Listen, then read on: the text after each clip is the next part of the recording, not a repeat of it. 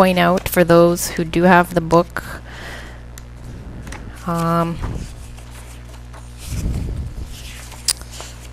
the first 7 chapters. Let me just find this in my notes here. Yes. Chapters 1 to 7 covers knowledge of freedom. So it's basically any ideas related to the concept of freedom. And then chapters 8 to 14 covers the reality of freedom. So it's more about the practical side of freedom. So I'm just going to read the first 4 paragraphs.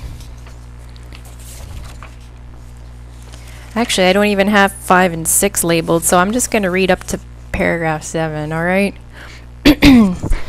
Is man in his thinking and acting a spiritually free being, or is he compelled by the iron necessity of purely natural law?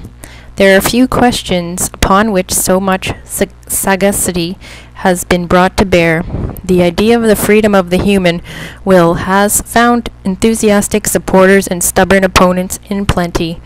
There are those who, in their moral favor, label anyone a man of limited intelligence who can deny so patent a fact as freedom. Opposed to them are others who regard it as the acme of unscientific thinking for anyone to believe that the uniformity of natural law is broken in the sphere of human action and thinking. One and the same thing is thus proclaimed, now as the most precious possession of humanity, now as its most fatal illusion. Infinite subtlety has been employed to explain how human freedom can be consistent with the laws working in nature, of which man, after all, is a part. No less is the trouble to which others have gone to explain how such a delusion as this could have arisen. That we are dealing here with one of the most important questions for life, religion, conduct, science, must be felt by anyone who includes any degree of thoroughness at all in his makeup. It is one of the sad signs of the superficiality of present-day thought that a book which attempts to develop a new faith out of the results of recent scientific research has nothing more to say on this question than these words. With the question of freedom of the human will, we are not concerned.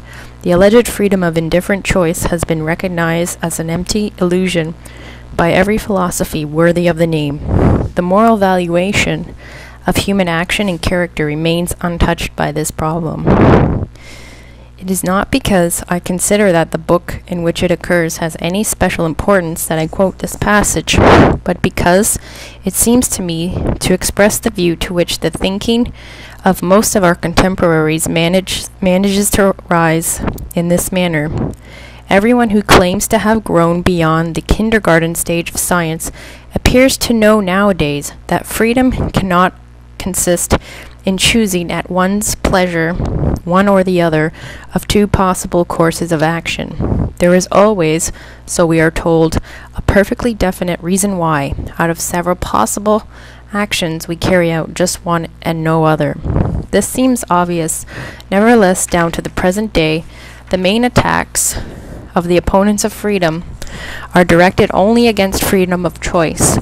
Even Herbert Spencer, whose doctrines are gaining ground daily, says that everyone is at liberty to desire or not to desire, which is the real proposition involved in the dogma of free will, is negated as much by the analysis of consciousness as by the contents of the preceding chapter. Others too start from the same point of view in combating the concept of free will. The germs of all the relevant arguments are to be found as early as Spinoza.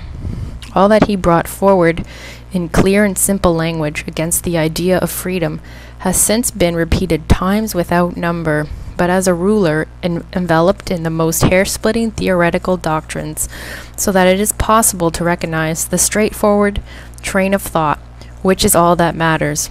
Spinoza writes in a letter of October or November 1674, I call a thing free which exists and acts from the pure necessity of its nature, and I call that unfree, of which the being and action are precisely and fixedly determined by something else. Thus, for example, God, though necessary, is free because he exists only through the necessity of his own nature. Similarly, God cognizes himself and all else freely, because it follows solely from the necessity of his nature that he cognizes all. You see, therefore, for me, freedom consists not in free decision, but in free necessity. But let us come down to created things, which are all determined by external causes, to exist and to act in a fixed and definite manner. To perceive this more clearly, let us imagine a perfectly simple case. A stone, for example, receives from an external cause, acting upon it a certain quantity of motion by reason of which it necessarily continues to move, after the impact of the external cause has ceased.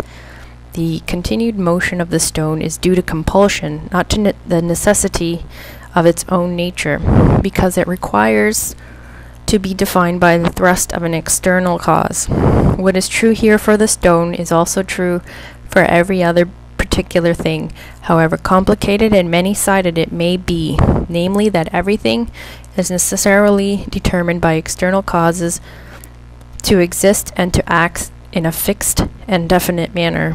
Now that's paragraphs 1 to 3, and paragraph 4 is in the middle of the lecture, it's in the middle of the letter. So what I'm going to do is just cover the first 3 paragraphs. So basically the first paragraph, the summary of the first paragraph is that there are arguments for and against freedom. So that's pretty simple right there.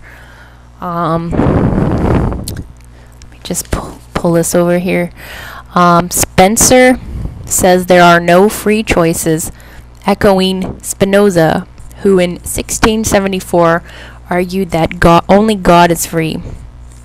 And the summary for paragraph 3 is, the activity of created things is determined by external causes. This is according to Spinoza.